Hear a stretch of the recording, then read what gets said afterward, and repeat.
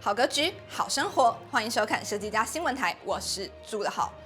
北欧风在装修市场中一直是广受喜爱的装修风格，也是许多人梦寐以求的生活样貌。一起来看看北欧风格的格局改造需要注意哪些事。在正式开始前，帮大家整理一下今天的节目重点。我们会先来了解北欧风必备的条件有哪些，以及如何通过格局改造实现北欧风格。再来，我们将介绍2个北欧风的改造案例。第一个，22平的老屋，原本空间阴暗，动线凌乱又不通风，每个空间都很压迫狭小，设计师该如何拯救这个家呢？第二个，65平的新城屋，位于视野非常好的高楼层，屋主夫妻需要独立的居家办公空间，也希望为孩子打造一个室内公园，有什么好方法呢？今天节目中将邀请到成居空间设计的陈文龙设计师来做个说明及介绍，欢迎设计师。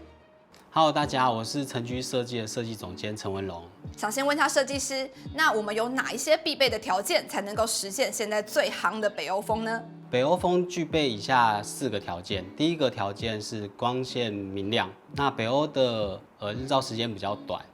所以它会使用大面积的留白去争取室内的光线。那第二个是开阔的空间，它可以营造出多元的动线跟凝聚向心力的居家质感。3是大面积的留白跟木质纹理的使用。第4个是符合收纳的实用美学。有哪些常见的设计手法可以实现以上的必备条件，来实现大家最爱的北欧风呢？我们会拆除不必要的隔间，让混乱的动线把它整理出来，借此打开公领域的部分，客厅、餐厅跟厨房就可以做一个整个开放式的衔接，那创造出开放比较宽阔的空间。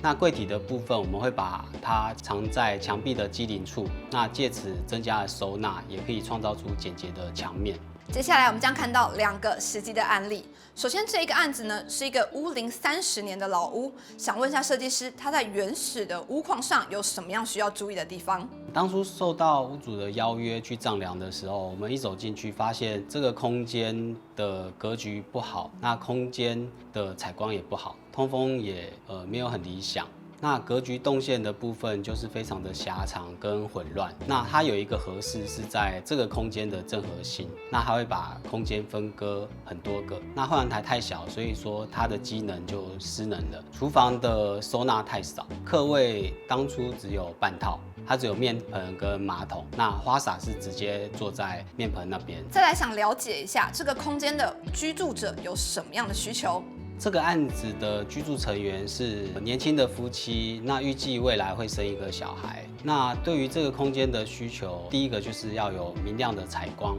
那第2个是希望可以整合空间，创造出开阔的空间感。那第3个是需要很多的收纳。第4个就是他们夫妻俩喜欢一起做菜，所以他需要有一个完整的厨房机能。那卫浴的部分，他希望有一个4间式的卫浴。最后一点是后阳台会希望恢复一个正常的空间大小跟使用机能。再来想了解一下设计师要如何针对屋主的需求及空间的缺陷来做一个完美的调整呢？就我们从玄关进去，左侧有一个大柱子，那个大柱子的话，我们会做主要收纳区，那再往前会延伸一个展示柜。那因为廊道很狭长，所以我们会利用玄关的分色跟地坪的分色，让走道空间把它分成2个，那这样子走道空间就不会那么的狭长。接下来往客厅的方向走，我们会利用电视墙大面积的留白，跟像乳酪蛋糕设计的那种展示柜体，去串联客厅跟健身区的空间，让它变得更方正。那沙发后面的屏风，我们是用小饼柱，那用以区分客厅区跟卧榻跟书房空间。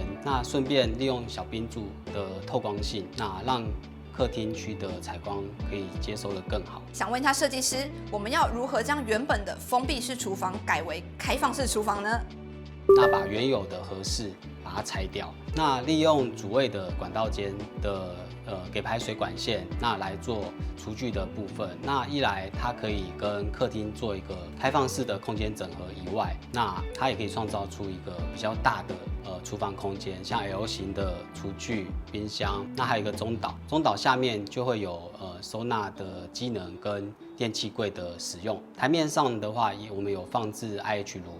供它日常使用。那平常如果只是简餐的话，它就可以当成简餐台的机能去使用。再往健身区的部分走，我们会退除次卧的墙壁，那前面的部分会作为这个空间主要的高升柜的大型储物使用。那背面就是次卧的衣柜。那主卧一进去，因为它的厕所很小，所以我们建议屋主说，把面盆的部分把它移出来。那我们里面就可以增加笑耳跟马桶，那它就有一个完整的储浴的功能。因为我们把旧的厨房往前面移了，所以旧厨房的空间会把它分给后阳台跟客卫空间。那客卫就可以创造出一个4件式的空间，像淋浴、面盆、马桶跟浴缸的使用，而且它还蛮开阔的。后阳台就可以恢复成一个正常的格局大小，将每个空间做适当的调整，舍弃不必要的隔间，引入采光。同时运用柜体满足收纳并修整格局，不仅变出了餐厅空间，更拥有夫妻俩可以一同做菜的开放式厨房和弹性空间。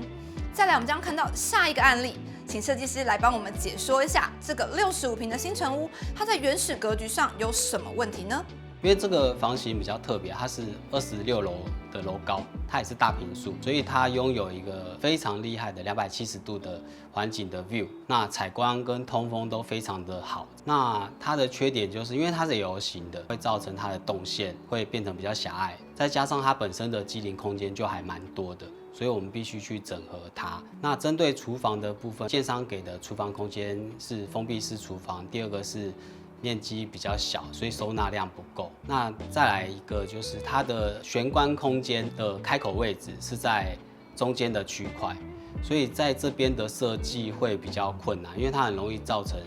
空间的狭隘。接着想问一下，那这个空间的屋主需求有哪些呢？这个案子的家庭成员是夫妻跟2个小朋友。那屋主的需求是希望把公领域设计的可以变成一个家庭的核心，就是大家就会主动的去使用这个空间，那创造出家庭的凝聚力。那厨房的部分的话，会想要做开放式厨房，同时男女屋主有居家上班的需求，所以男屋主他需要一个半开放式的办公空间，女屋主则需要一个完整的封闭空间。最后他们会希望把公园把它移植到住家里面，那小朋友就可以在家里使用这些机能。其实我们可以看到这个空间呢，它的原始条件已经相当不错了。那想问一下设计师，要如何通过格局改造来实现有高互动的亲子宅？我们一进门玄关的部分，这也是当初设计最困难的地方，因为玄关空间它没有那么充足，所以在这边的话，我们是用半月形的设计，那利用小冰柱玻璃穿透的性质。那第一个是玄关的采光不会暗，第二个是可以利用半圆弧的设计，让动线更为流畅跟圆润。那大面积弧形鞋柜的后面，我们是设计为一个小朋友的游戏区兼图书馆室。对，因为架上的图书它可以拿了之后，就在鞋柜后方的卧榻区去使用，同时那边也有钢琴间。有一个钢琴会放在那边。那再往客厅区走的时候，因为这当初是 L 型的格局，所以在定位沙发区的时候，其实我们有思考了一下，所以我们定在 L 型的中间，那面对厨房区的部分，因为厨房区中岛跟餐厅那个地方是大家最常待的地方，所以我们希望它面向常待的地方，可以跟家人互动。另外往左侧看的时候，就是玄关跟小朋友的多功能区，那这样他也可以了解小朋友的状况跟玩乐的情形。那厨房区的部分，因为当初我们建议它打成开放式厨房，但是就会有一个问题，就是开放式的厨房就是整理收纳会比较不容易，所以说为了创造出这个格局，我们将厨房的墙壁用同色瓷砖做了2个门片，那这样子开放式的厨房的维护就非常的简单。再来是有一个机灵的空间是在餐厅的正前方，所以男屋主的办公空间我们设计在那边。那利用大面积的铝拉门，然后跟玻璃的穿透材质。那第一个就是不挡餐厅跟室内的光线，第二个是可以利用玻璃材质的通透度，创造出一个比较视觉放大的空间效果。当初原建商规划的是主卧就是一个大区，但是因为女屋主有一个需求是，它有一个封闭式的办公空间。那如果说我们按照平常的规划手法去规划一个方正的格局去做更衣间跟办公区块的时候，它会有一个非常冗长跟狭长的走道空间，所以我们想说，就是用半月形或者是弧形的手法去创造这个空间。一来是我们可以把主卧的更衣需求跟收纳需求、化妆台收整在这个弧形的墙壁内。那第二个是空间的整合会更好，因为我们一进去的时候，它是逐步放大的，所以就不会有一个狭长的走道空间。那我们就可以让这些空间跟室内整合为一起。那还想了解一下，要如何在这个空间中打造一个室内小公园呢？为了把公园的元素纳进室内，那我们在空间中